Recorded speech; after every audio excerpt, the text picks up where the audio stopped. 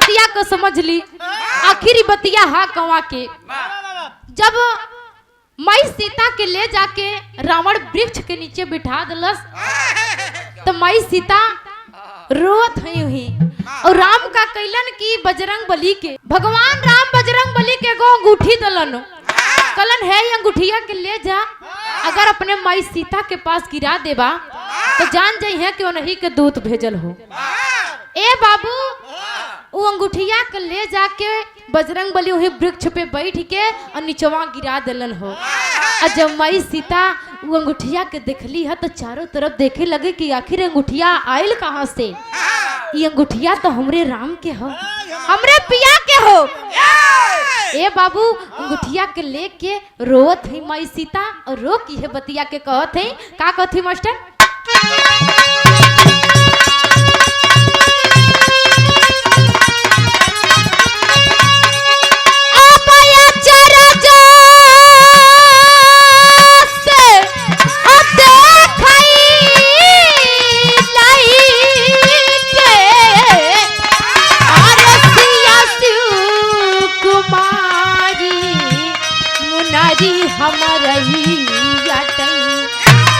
मुनरी हमारी अरे बार बार रही है निहारी मुनरी हमारी बार बार रही मुनरी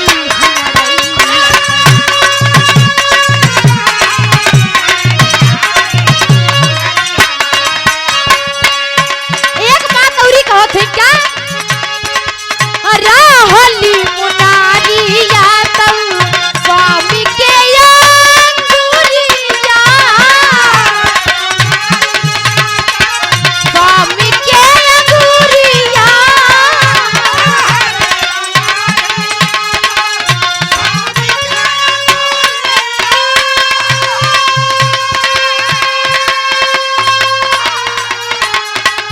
रहली मुनरिया रहली मुनरिया रहली स्वामी के अंगूरिया सात समुंदर पार आई तनी दूरिया आई तनी दूरिया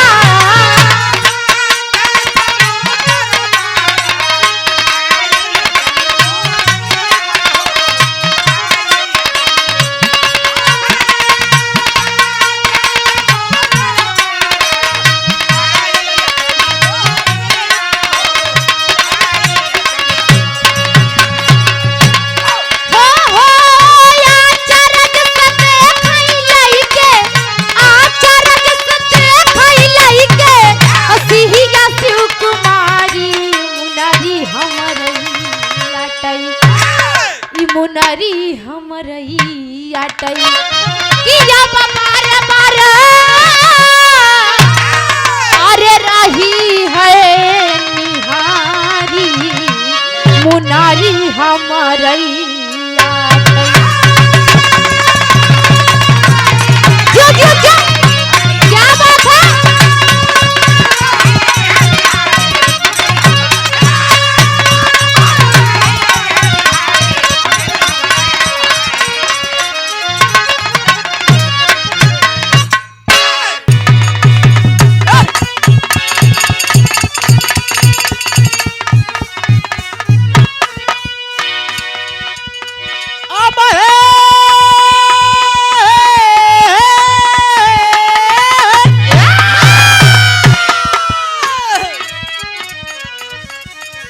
बाबूजी बा यह वह समय की बात है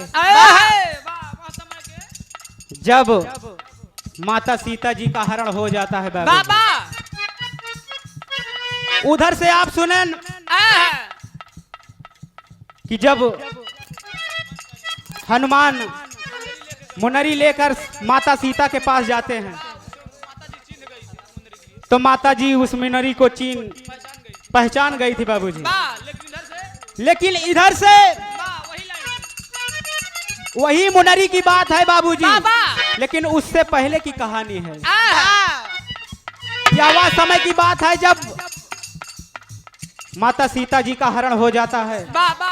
तो प्रभु मर्यादा पुरुषोत्तम भगवान श्री रामचंद्र उसी मुनरी को बाबा कहते हैं हनुमान जी को दे करके कहते हैं, कैसे गुरुजी?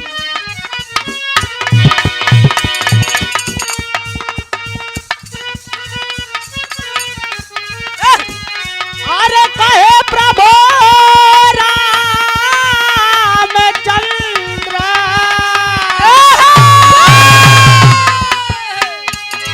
अरे दई के मुनरिया हनुमत जल्दी अइहा, कि हनुमत जल्दी अइहा, अरे लेके मोरा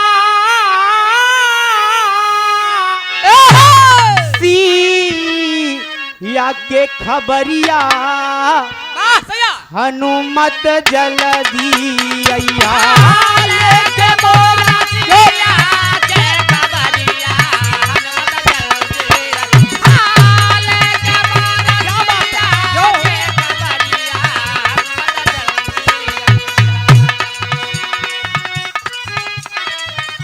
और आंतरिक लाइन में क्या कहना? ए सात समुंदर पार रावण के देश में, सात समुंदर पार रावण का देश में, सात समुंदर पार रावण का देश में।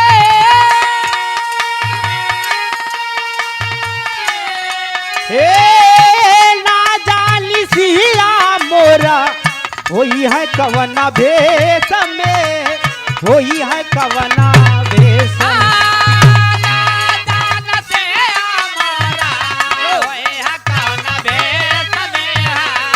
वही है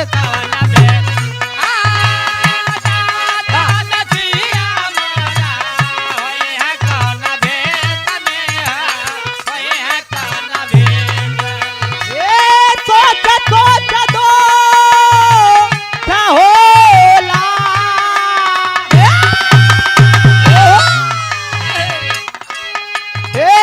हिया के भीतरिया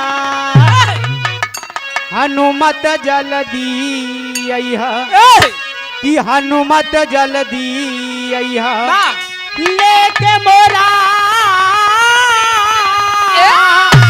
अरे सिया के खबरिया हनुमत जल्दी अइहा।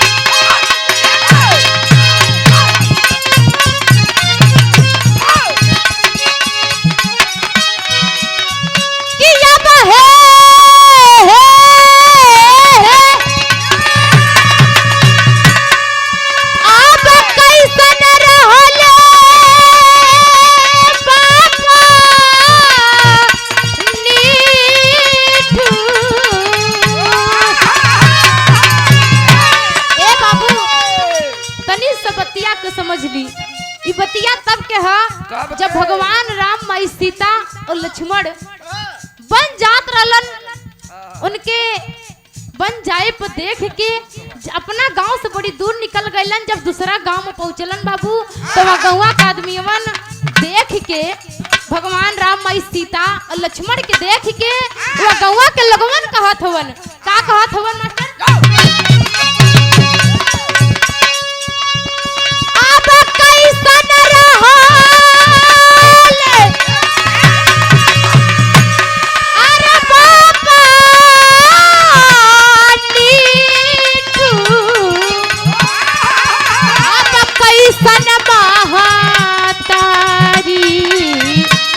हवा दुखावा डारी दिहले अब घरवा से अरे दिहाले निकारी दुखावा डारी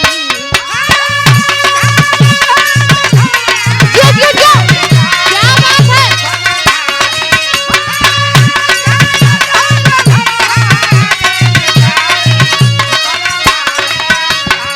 एक बात औरी कहत है का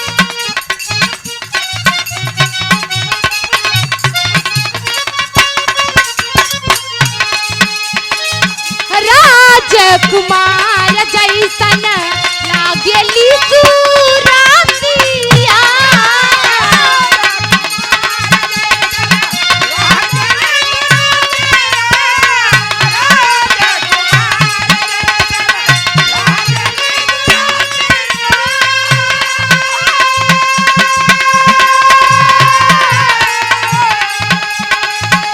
राजकुमार राजकुमार राजकुमार जैसा लागेली सुरातिया बनले बराती जोगी आखिर कावन बातिया आखिर कावन बातिया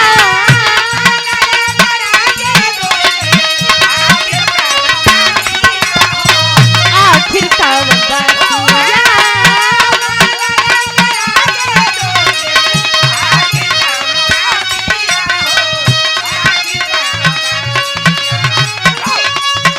सथवा मेरानी जैसा सथवा मेरानी जैसा अरे सथवा मेरानी जैसा अब नारी कुमारी दुखावा डारी दिहाले दुखावा डारी दिहाले अरे घरवा से अब दिहाले निकारी दुखावा डारी दिहाले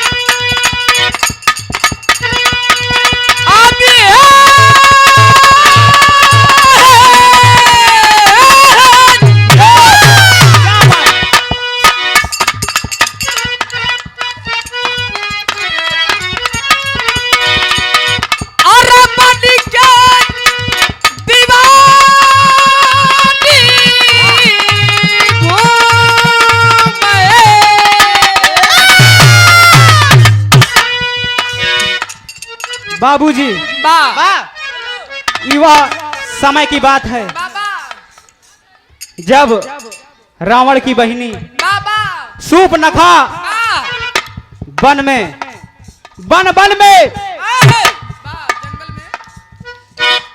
जंगल में सैर करत रही बाबूजी घूम घूम के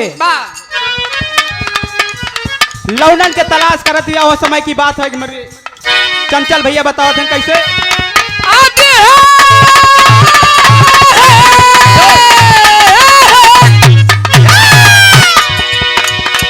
आरे बनी के दीवानी घूमे